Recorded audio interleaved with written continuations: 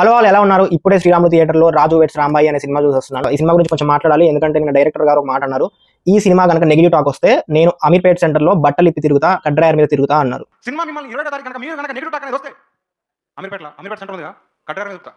First thing ఏంటంటే cinema ఎలా అయినా ఉండనివ్వండి, సినిమా మీద మీకు ఎంత కాన్ఫిడెన్స్ అయినా ఉండనివ్వండి, ఇలాంటి స్టేట్మెంట్స్ అనేవి ఎస్పెషల్లీ ఈ న్యూ కమర్స్ నుంచి అటెన్షన్ గెయిన్ చేయడానికి చేసే ఈ స్టంట్స్ చాలా లేకిగా అనిపిస్తున్నాయి. ఇండస్ట్రీ మీద ఉన్న కొద్దో గొప్ప రెస్పెక్ట్ ని అవి తగ్గిస్తున్నాయి తప్ప పెంచట్లేదు. అండ్ వీళ్ళు ఒక క్లైమాక్స్ అని చెప్పి వీళ్ళే లీక్ చేసుకొని ప్రమోట్ చేసుకున్నారు. ఆ క్లైమాక్స్ ఇందులో లేదు. ముందుగానే చెప్పేస్తున్నాను, మళ్ళీ ఆ క్లైమాక్స్ ఉందని కొని వెళ్ళి డిసప్పాయింట్ అవుతారేమో. నా పక్కన కూర్చున్న అతను అడిగాడు, బ్రో వీళ్ళు ఆ క్లైమాక్స్ అని చెప్పి ప్రమోట్ చేశారు కదా బ్రో, ఆ క్లైమాక్స్ లేదేంటి, అంత స్టంటేనా అన్నాడు. చూసి నవ్వుకున్నాను. సో మన డైరెక్టర్ అమీర్పేట్ సెంటర్ లేదా సారీ వస్తుంది, మరి ఏం చేద్దాం. కమింగ్ ద స్టోరీ లైన్, చాలా simple story line. Raju and Rambai same caste, ఒకటే విలేజ్ లో ఉంటారు, లవ్ చేసుకుంటారు. కానీ మన హీరోయిన్ వాళ్ళ నాన్న వెంకన్నకి ఓన్లీ గవర్నమెంట్ ఎంప్లాయ్ ఇచ్చే పెళ్లి చేయాలని ఉంటుంది.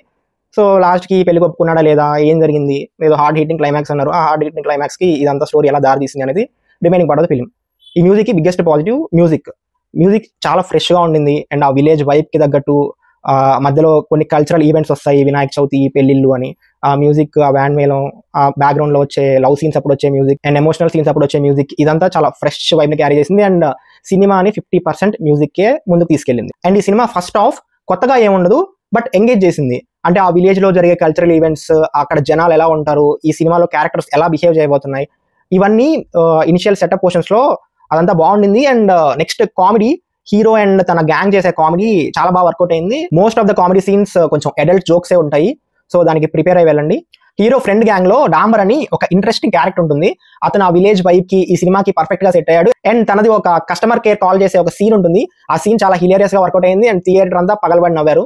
ప్రొడక్షన్ డిజైన్ చాలా బాగుండింది. ఈ సినిమా 15 years బ్యాక్ జరుగుతుంది. 15 years బ్యాక్ జరిగే స్టోరీకి ఆ విలేజ్ ఎలా ఉండేది, ఆ 15 years బ్యాక్ ఇప్పుడంతా కొంచెం మారిపోయాయి కదా, అలా ఉండకుండా ఆ సగం కట్టేసిన ఇల్లు, సున్నం లేకుండా ఓన్లీ సిమెంట్ తో బయట ఇటుకలతో ఉంటుంది కదా ఆ ఇల్లు, ఆ సగం సగం విరిగిపోయిన రోడ్స్, ఇవన్నీ చాలా బాగా చూపించారు. Most important thing is climax.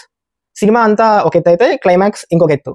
ఎందుకంటే ఆ క్లైమాక్స్ ఏంట్రా బాబు ఇలా కూడా చేస్తారా, మరి ఇంత దిగజారిపోతారా, క్లైమాక్స్ నాకు వర్కౌట్ అయింది. ఆ ఇంపాక్ట్ అయితే ఇచ్చింది. ఇప్పుడు నెగిటివ్స్ మాట్లాడుకుంటే నాకు ఇంటర్వెల్ ఎక్కలేదు.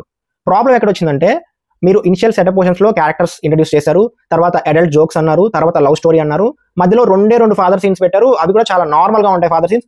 ఆల్ ఆఫ్ ఏ సడన్ వచ్చి నువ్వు ఫాదర్ రిలేటెడ్ ఎమోషనల్ సీన్, అది చిన్న ఎమోషనల్ సీన్ కూడా కాదు, ఒక పెద్ద ఎమోషనల్ సీన్ నువ్వు ఇంటర్వెల్ లో పెడుతున్నావు, దానికి ఆడియన్స్ కనెక్ట్ అవ్వాలి అన్నప్పుడు నువ్వేం చేయాలి? నువ్వు వాళ్ళిద్దరికి ఉన్న బాండ్ ని మెల్లగా ఎస్టాబ్లిష్ చేసుకుంటూ వచ్చి ఇంటర్వెల్ లో ఒక బాంబ్ వేయాలి. దానికి ఆడియన్స్ అంతా అసలు కళ్ళలోంచి టపటపా నీళ్ళు రావాలి. అలాంటి సీన్ అది. కానీ ఆ ఇనిషియల్ సెటప్ పోర్షన్స్ లో వాళ్ళిద్దరి మధ్య ఉన్న బాండింగ్ సరిగ్గా చూపించకపోవడం వల్ల ఆ ఇంటర్వెల్ నాకైతే ఎక్కలేదు. అండ్ ఎమోషన్ అంటే గుర్తొచ్చింది, సెకండ్ హాఫ్ లో టపటపని ఎమోషనల్ సీన్స్ వస్తానే ఉంటాయి, బట్ ఎమోషన్ ఎక్కడ కనెక్ట్ అవ్వదు. సేమ్ ఇదే మిస్టేక్. సమ్ ర్యాండమ్ గా సీన్ తర్వాత సీన్ వస్తాయి తప్ప ఆ సీన్ కి ముందు వచ్చే ఆ బిల్డప్ అనేది సరిగా లేదు. అండ్ చైతు జొన్నలగడ్డ గారి క్యారెక్టరేషన్ ఎలా ప్రమోట్ చేశారంటే, ఇది మంగపతి అమ్మమ్మ కూడా క్యారెక్టరేషన్ అన్నట్టు ప్రమోట్ చేశారు. అండ్ ఒక ఇంటర్వ్యూ కూడా చేశారు. సో నేనైతే మైండ్ లో అదే పెట్టుకుని వెళ్ళాను. 1-2 ఆ క్లైమాక్స్ తో కలిపి 1-2 ఇంపాక్ట్ఫుల్ సీన్స్ మినహాయించి ఆయనదంతా క్యారెక్టరేషన్ చాలా పిరికోడ్ లాగా దాచుకొని హీరోని ఫేస్ చేయకుండా, సిచ్యువేషన్స్ ని ఫేస్ చేయకుండా అలాంటి క్యారెక్టరేషన్ ఇచ్చారు. అక్కడ కొద్దిగా డిసప్పాయింట్ అయ్యా. నేను ఆయన ఏమనట్లేదు, ఆయన చాలా బాగా చేశాడు, చాలా బాగా సెట్ అయ్యాడు కూడా ఆ క్యారెక్టర్ కి. ఆయనకి మంచి రోల్స్ కూడా పడతాయి ఫ్యూచర్ లో.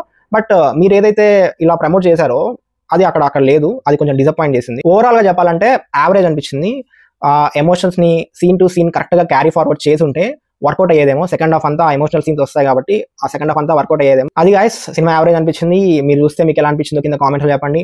మళ్ళీ రేపు మార్నింగ్ 2 వీలర్ రైబే కాలనీ అండ్ ప్రేమ రివ్యూస్ తో కలుద్దాం. Until then signing off, team movies for you.